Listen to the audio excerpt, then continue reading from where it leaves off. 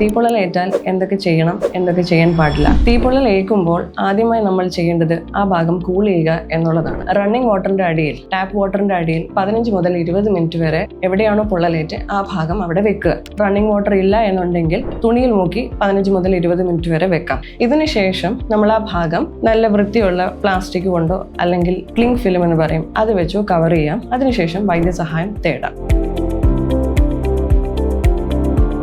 പൊള്ളലേറ്റ ഭാഗത്ത് ഡയറക്റ്റായി ഐസ് വെക്കുക, ഐസ് പാക്ക് വെക്കുക, ഐസ് വെള്ളം വെക്കുക തുടങ്ങിയിട്ടുള്ള കാര്യങ്ങൾ ചെയ്യാതെ ഇരിക്കുക. ഇങ്ങനെ ചെയ്യുന്നത് വഴി ടിഷ്യൂ ഡാമേജ് കൂടുക മാത്രമേ ഉണ്ടാവുകയുള്ളൂ. കുമിള വന്ന ഭാഗങ്ങൾ ഒരിക്കലും പൊട്ടിക്കാതെ ഇരിക്കുക. അങ്ങനെയുള്ള ഭാഗം കവർ ചെയ്ത് വൈദ്യസഹായം തേടുക. പൊള്ളലേറ്റ ഭാഗത്ത് പേസ്റ്റ് വെക്കുക അല്ലെങ്കിൽ മറ്റ് ഓയിൻമെന്റുകൾ, നെയ്യ് പുരട്ടുക എന്നുള്ളത് ചെയ്യാതെ ഇരിക്കുക.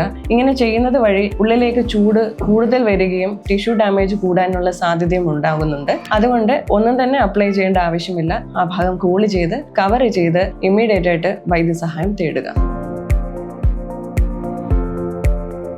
പൊള്ളലേറ്റ ഭാഗത്ത് എന്തൊക്കെ മാറ്റങ്ങൾ വരാം? ഫസ്റ്റ് ഡിഗ്രി ബേൺസ് അല്ലെങ്കിൽ സ്കിന്നിന്റെ പ്രതലത്തിൽ മാത്രമായിട്ടുള്ള ബേൺസ് ആണെങ്കിൽ അവിടെ ചുവന്നു വരികയും കുമിളകൾ വരികയും നീർക്കെട്ടുണ്ടാകുകയും നല്ല വേദന ഉണ്ടാകാനും സാധ്യതയുണ്ട്. പൊള്ളലുകൾക്ക് എപ്പോഴാണ് വൈദ്യസഹായം തേടേണ്ടത്? പൊള്ളിയ ഭാഗം ഒരു 1 മുതൽ 2 സെന്റിമീറ്റർ സ്ക്വയർ വിസ്താരത്തിലാണ് പൊള്ളലുള്ളതെങ്കിലും ആ ഭാഗം ചുമന്നു വരികയും അവിടെ ചെറിയ രീതിയിൽ നീർക്കെട്ട് വരികയും ചെറിയ കുമിളകൾ ഉണ്ടാവുകയും ചെയ്യുകയാണെങ്കിൽ അത് കൈക്കോ കാലിനോ ആണെങ്കിൽ നമുക്ക് വീട്ടിൽ തന്നെ ട്രീറ്റ് ചെയ്യാവുന്നതേ ഉള്ളൂ. ഇനിയല്ല ഇതിൽ കൂടുതൽ സൈസ് പൊള്ളലുകൾക്ക് ഉണ്ടെങ്കിൽ എന്തായാലും വൈദ്യസഹായം തേടണം. മുഖത്തുണ്ടാകുന്ന പൊള്ളലുകൾക്കോ ജനനേന്ദ്രിയങ്ങളിൽ ഉണ്ടാകുന്ന പൊള്ളലുകൾക്കോ സൈസ് ഒരു കാരണമല്ല. ഏത് സൈസിലുള്ള പൊള്ളലാണെങ്കിലും മുഖത്തുണ്ടാകുന്നതും ജനനേന്ദ്രിയത്തിൽ ഉണ്ടാകുന്നതും കുട്ടികളിൽ ഉണ്ടാകുന്നതും പ്രായമായവരിൽ ഉണ്ടാകുന്ന എല്ലാവിധ പൊള്ളലുകളും വൈദ്യസഹായം തേടേണ്ടതാണ്.